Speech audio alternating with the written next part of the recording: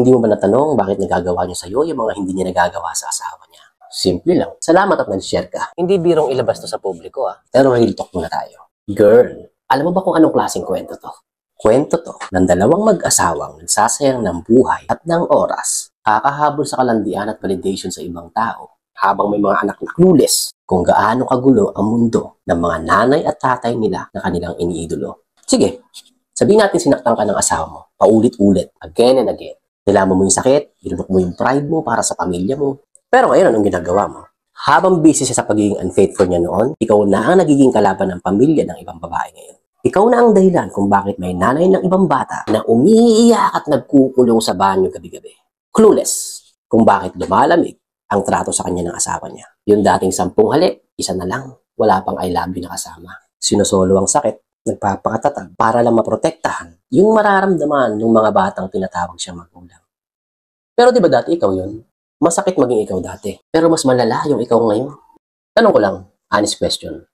Tingin mo ba ikaw panalo dito? Tingin mo ba ikaw ang bida sa kwento? Try mo wag ma-offend Pero sa totoo lang, kabit ka lang sa paningin ng Brad Pitt na yan. Kumbaga, hindi ikaw yung the one. Ikaw yung the other one. Ano yun? Yung option lang. Pag andyan, okay. Pag nawala, okay din. Pero hanggat nandyan, pwede paglaruan. Kasi ang totoo niyan, gagamitin ka lang yan para maramdaman niyang lalaki siya. Habang sa puso't isipan niya, may asawa pa rin siyang uuwian. Na accidentally, siya rin nanay ng anak niya. At accidentally ulit, malamang sa dami ng naging babae niya, siya lang din naman ang pinakasalan niya. Hindi mo ba naisip kung paano kanya tinitingnan? Hindi mo ba natanong bakit nagagawa niya sa'yo yung mga hindi niya nagagawa sa asawa niya? Simple lang. Kasi ang mga lalaki, hindi ko naman nilalahat pero kadalasan, meron niyang iniingatan. Meron din niyang pinaglalaruan. Alam mo yung parang bagong kotse ka sa mata niya na pinapaandar paminsan-minsan. Ginagasan, sinasakyan paminsan-minsan. Yung just for fun. Pero, doon pa rin siya sa lumang sasakyan. Yung kampante siya. Yung buong buhay niya kilala na siya. At hindi niya ibibenta kahit magkano pang presyo ang i-offer sa kanya.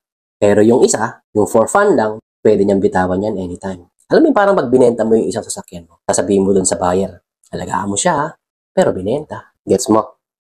At yung asawa mo, gago, tarantado at manloloko. Pero alam mo kung sino araw-araw ang nagdadala ng mga anak nyo? Ikaw. Alam mo kung sino sisira sa security at stability nila ngayon?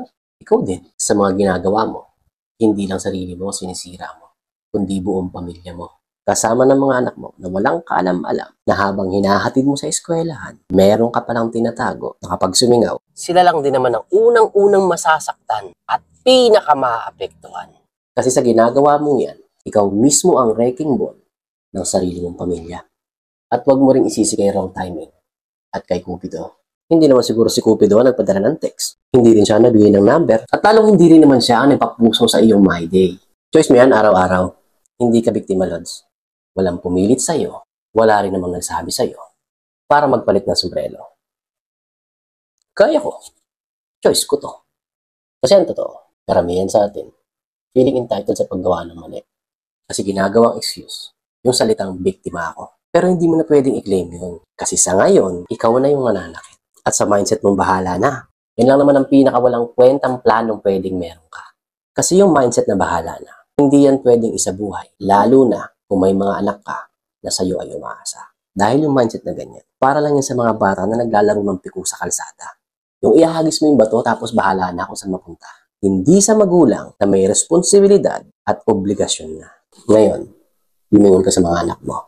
Nakikita mo ba kung gaano sila ka-inosente? Paano kung in the future, sila na yung nasa sitwasyon mo? Gusto mo ba silang makitang iniwan, niloko, at sinaktan? Kasi alam mo, ikaw mismo ang natuturo sa kanila paano magmahal, paano maging magulang, at kung paano din irespeto. Pero sa ngayon, curious lang ako.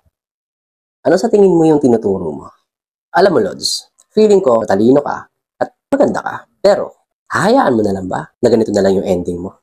Kasi alam kong alam mo na pwede mong ihintuto. Pwede kang magtanggal ng helmet na parang bigla ka nagising at alam ko din naman na kayang-kaya mong tama ang iyong piliin.